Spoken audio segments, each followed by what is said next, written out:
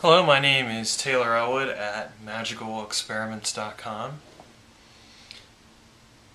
One of the things that I think is really important about magic is manifestation.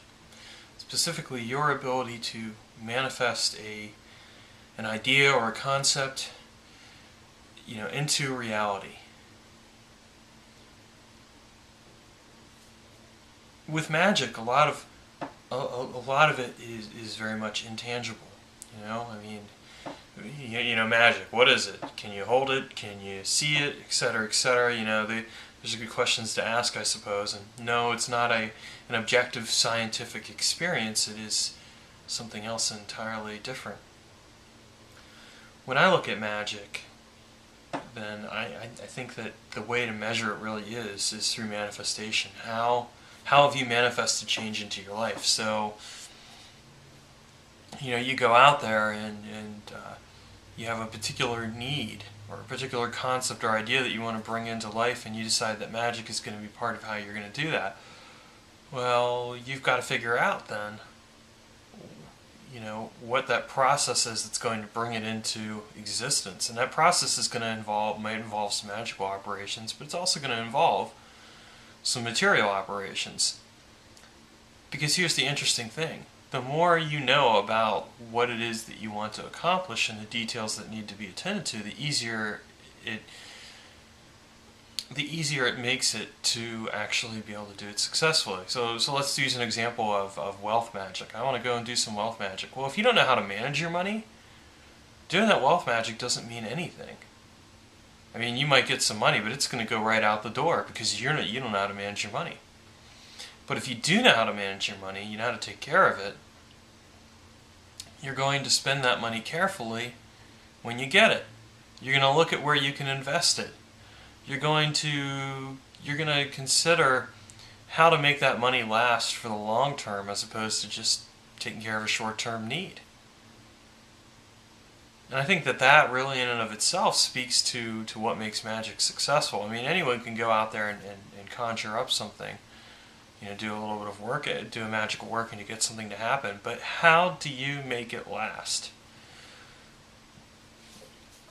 What is it that you're willing to do to actually make it into something that's successful? And therein lies, I think, a key point to consider. Is that magic, in and of itself, is not something that you do without really understanding what it is that you're trying to accomplish with it. And that means you have to have some knowledge, some awareness of what it is you're trying to accomplish. I mean, I guess you can go out there and do something without. Like, again, you can do some wealth magic, but again, if you don't know how to manage your money, it's not going to go very far, so then you're back at it again, and at a certain point, there's going to come a time where you're going to have to experience very sharply and very painfully your inability to manage your money, because you'll do your magic, and you'll have gotten some money from somewhere, but then at a certain point, the magic's going to say, all right, well, I've already, this person did this, we've taken this possibility, we manifested that one, well now, okay, where are we going to go next? And so it'll be the death of a loved one, and then all of a sudden you got a lot of money, but the person that you love is dead. Whereas if you spend some time learning how to manage your money, you say, all right, I do need to do a working for some money magic, but here's what I'm going to do with that magic, and here's where I could get it from. So the more informed you are, the more focused you are with what you're doing magically. And that's the key to manifestation.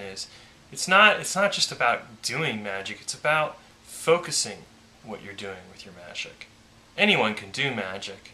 The question is, can you focus what you're doing so that you achieve those tangible results that you're looking for, and then you make those results last? Because, again, what's the point if you're not going to make the results last?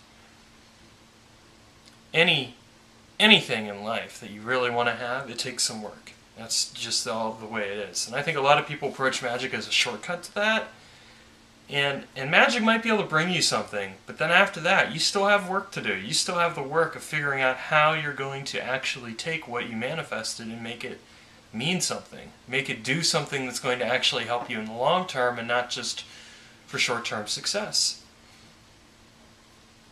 So that's kind of a thought for you to consider, is that how you do magic is good, what you do it for, hey, great, fine. How are you going to make it last? What are you going to do to actually make that result be something that's tangible and felt and experienced, not just for a day, not just for a moment, not just to solve one short-term problem, but to make it last for years, if not for your lifetime?